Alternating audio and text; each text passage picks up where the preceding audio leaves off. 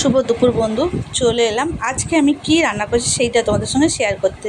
আজকে নোনা মাছ এনেছিলাম। দেখো, মাছ কেটে নুন হলুদ দিয়ে মাখিয়ে রেখেছিলাম। আমি আনাজ কাটা তোমাদের দেখাতে পারছি না, কারণ আমি এক হাতে আনাজ কুটছি আর এক হাতে রান্না করছি। তাই জন্য যেটা হচ্ছে সেইটাই তোমাদের করে করে দেখাচ্ছি তোমাদের সঙ্গে ভিডিওটা। তা মাছটাকে প্রথমে নুন হলুদ মাখিয়ে রেখেছিলাম, সেটাকেই ভাজাটা দেখাচ্ছি। আর ওদিকে তো ভাত হচ্ছে আমার, জানো, দুপকা। তো এদিকে দেখো, মাছ ভাজা হয়ে যাওয়ার পরে আলুটাকে ভাজি। আজকে উচ্ছে আলু ভাজা করব। তো উচ্ছে আলুটাকে একটু ভেজে নিচ্ছি, কারণ উচ্ছের সঙ্গে যদি আমি আলু ভাজি তাহলে কী বলতো, উচ্ছেটা আগে হবে না, আলু ভেঙে যাবে। তাই জন্য আমি আলুটাকে আগে ভেজে নিলাম। এদিকে আমি দুধ লাউ করব, এর জন্য আমার যা একটু লাউ দিয়েছিল, তো ওই লাউ দিয়ে দুধ লাউ করব। তো সেটা বললো, মা দুধ লাউ খাবো, তো দুধটা ছিল। আমি ঠিক আছে, তোকে দুধ লাউ করে দিচ্ছি। এদিকে তো উচ্ছে আলু ভাজাটা হয়ে গেছে, নামিয়ে দিয়েছিলাম। এবার মাছের ঝালের জন্যে মশলাটা কষছিলাম। তো তোমরা তো জানোই প্রত্যেক দিনের জন্যে যে আমি কী মশলা দিই।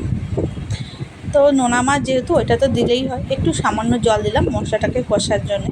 দেখো বন্ধু, শুধু গুঁড়ো লঙ্কা ব্যবহার করি না, আমি গোটা শুকনো লঙ্কাই ব্যবহার করি, কত সুন্দর লাল হয়। এদিকে ধনেপাতা দিয়ে মানে ফুটে উঠেছিলো, তারপরে মাছগুলো দিয়ে দিলাম। মাছটা হবে। এবার আমি ডাল করব, কারণ সজনে খাড়া নিয়ে এসেছিলাম বা দোকান থেকে। তো ডাল রান্না করব সজনে খাড়া দিয়ে। আজকে ডালটা মানে সেদ্ধ করে না, আজকে একেবারে কষিয়ে ডালটা বসাবো। এদিকে মাছটা হয়তো ঝোলটা হয়ে গেছে। এদিকে ঘি দিয়েছিলাম, ঘিয়ের মধ্যে একটু তেজপাতা দিয়ে তার মধ্যে আমি লাউটাকে দিই। লাউ আরও সরু সরু করে কাটতে হয়।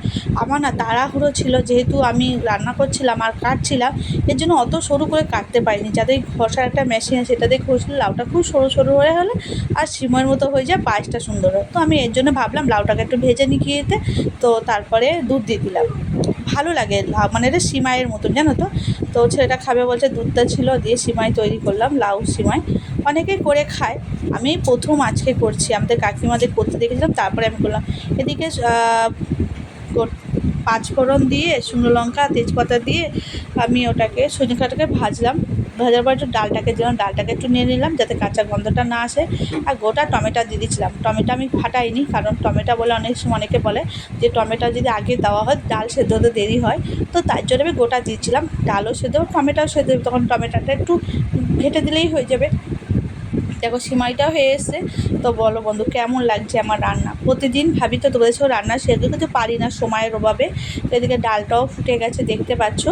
তো আমার রান্না আজকে পায়েস, উচ্ছে আলু ভাজা, মাছের ঝাল আর ডাল সজনে খাড়া দিয়ে, এই হচ্ছে আমার মেনু। তা কেমন লাগছে বলে, দেখো ডালটা কত সুন্দর হয়েছে। তো ডাল তো রান্না হয়ে গেছে, দেখেছো ডালটা এত সুন্দর হয়েছে। এদিকে উচ্ছে আলু ভাজা হয়ে গেল। তো কেমন লাগলো বলবে বন্ধু। শুভ দুপুর, ভালো থেকো, সুন্দর থেকো। আজকে তোমার